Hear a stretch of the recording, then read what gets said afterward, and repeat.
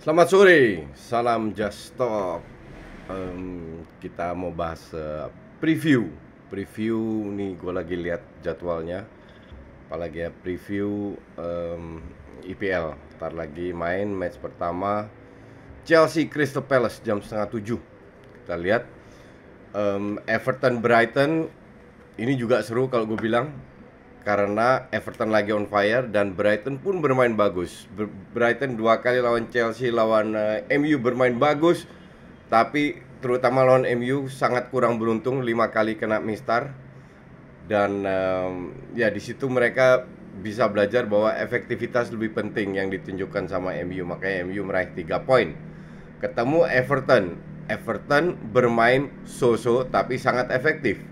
Minggu lalu mengalahkan Crystal Palace yang setelah Palace ngebantai MU, kalah lawan Everton. Terus ada Leeds United, Man City. Oke, dan besoknya itu kita lihat apa besoknya jadwalnya. Arsenal sama siapa ya? Kok nggak ada di sini. Man United Spurs, Arsenal Sheffield, Aston Liverpool nggak usah dibahas, itu pasti harusnya ya Liverpool mungkin bahas dikit. Oke, kita mulai dengan Chelsea Crystal Palace. Chelsea masih terseok-seok. Yang gue tidak meragukan strateginya Lampard. Yang gue ragukan adalah pemilihan pemain yang diterapkan oleh Lampard. Itu gue ragukan. Karena justru dalam tim yang lagi terseok-seok, yang pertama yang lu harus angkat sebagai pelatih adalah percaya diri. Nah, percaya diri itu bisa meningkat kalau lu turunkan tim terbaik. Cuman kalau lu pasang Reece James, Kovacic, ya gue pertanyakan kemampuan Lampard untuk melihat pemain itu seperti apa. Karena jelas-jelas sudah ada Jorginho. Gue bilang Jorginho lebih bagus dari Kovacic, satu level di atas Kovacic. Juga Aspi satu level di atas Reece James. Kalau seandainya dia memberi kesempatan kepada pemain lain, do that, is okay. Kayak dilakukan Koeman di Barca, unggul 3-0 baru lu main, unggul 2-0 baru pemain muda main. Nah ini seperti ini, bukan jadi starter. Starter itu kan butuh ngegas dulu. Dan kalau seandainya Chelsea asal main, ini bisa kalah lagi nih. Karena Crystal Palace kita tahu sendiri mainnya, pas lawan MU itu Crystal Palace banget tuh, santai-santai counter. Dan Ayu nggak begitu bagus, tapi Saha itu kan bagus dalam counter ya. Beda dengan dia membangun serangan, itu dia nggak bisa, suruh counter aja dia bagus karena dia punya speed dan skill. Jadi untuk gue ini ya, kalau Chelsea kalah mah mungkin ada sedikit panik ya kalau lawan Crystal Palace. Tapi ya, anything can happen. Anything can happen.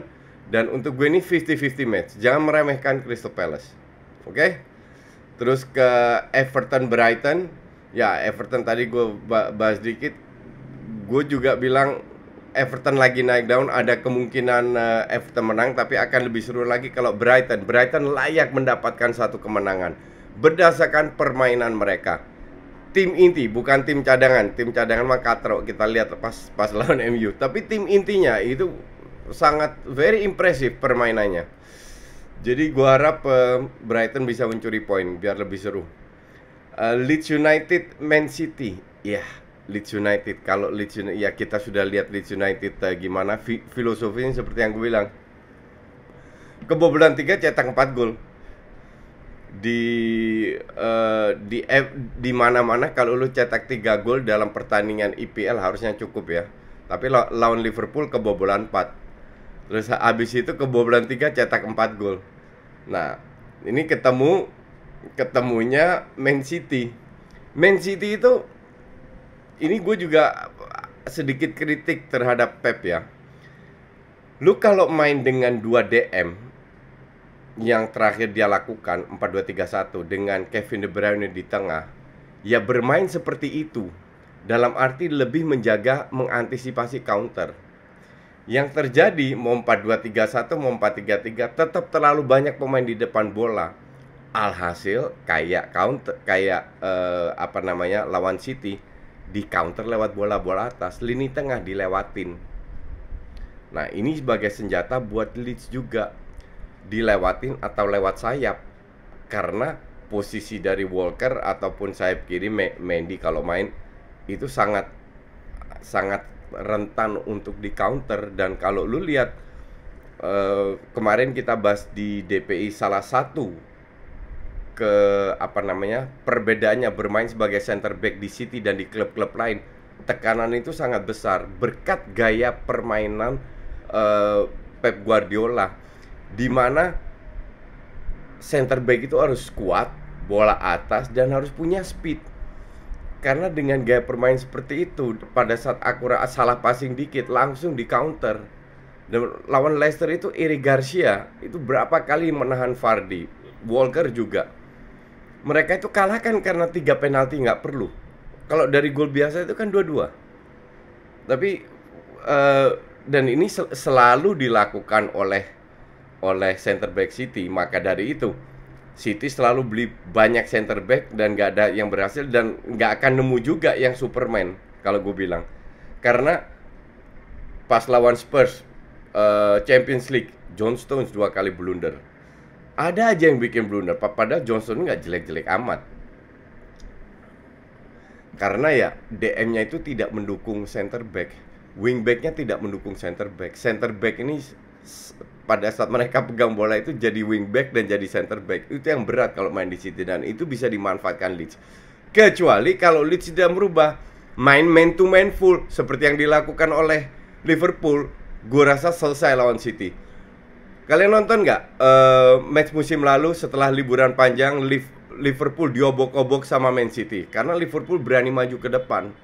Nah, Leeds kalau main kayak Liverpool, ngepresnya hampir semua man to man, salah besar. Karena Man City pada saat ini di Inggris tim terbaik yang bisa memegang bola, menurut gue. Jadi Leeds harus sedikit merubah strateginya, lebih sedikit defensif, bukan parkir base ya, lebih sedikit defensif untuk mengincar counter yang ditinggalkan oleh City di belakang, terutama dari wingback-nya. Ini very interesting match ini. Ya prediksi, ya sekali lagi tergantung strategi yang diterapkan, susah. Tapi harusnya sih City bisa menang. Kalau City kalah lagi, atau nggak usah kalau kehilangan poin, ada krisis kecil di Man City. Kalau City bisa menang besar, itu membungkam semua pengkritik City yang terakhir dibantai oleh Leicester. Oke, kita ke Leicester West Ham, nggak interested. Cuman kalian tahu nggak? Pasti lupa bahwa West Ham ini ngebantai Wolves ya dengan 4-0. Nggak sempet dibahas di DPI, gue nggak bahas juga, tapi itu prestasi yang luar biasa juga, bisa ngebantai Wolves yang menggunakan gayanya Wolves, bermain bertahan. Wolves yang pegang bola, ball possession 60%, Wolves kena counter, kena 4-0, biar mampus. Arsenal Sheffield.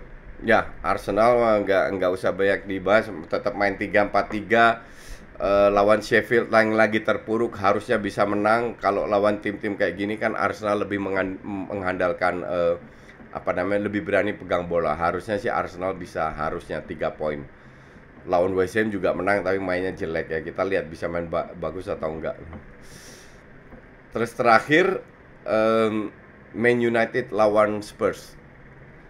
Ya, kemarin sempat dibahas di DPI. Gue nggak suka Mourinho sama sekali ya. Ini masalah selera aja.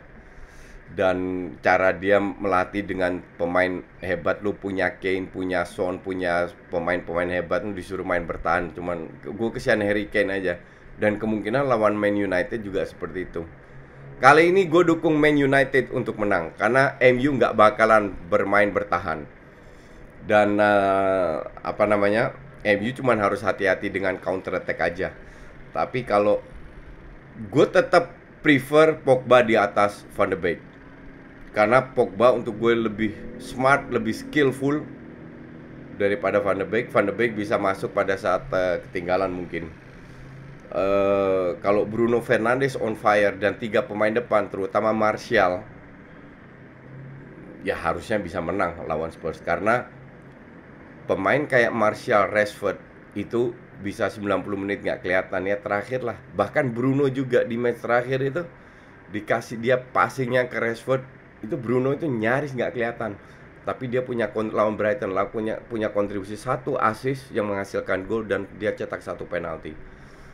Cuman nggak bisa mengandalkan itu terus MU. MU butuh konsistensi dari semua pemain. Hanya ya ini akan menjadi one way traffic. Spurs akan mungkin awal-awal mereka berani keluar, tapi ujung-ujungnya antar Harry Kane juga suruh ikut bertahan, ujung-ujungnya counter attack juga. Sekarang tinggal pinter-pinternya Ole aja mengelola, tidak terlalu menempatkan banyak pemain di depan bola, terutama bermain dengan 2 DM karena center back-nya nggak cepet ya. Si Maguire sama Lindelof.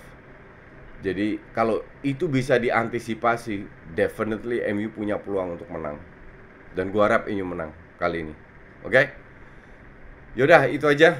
Ntar gue kembali lagi dengan review besok. Thanks for watching.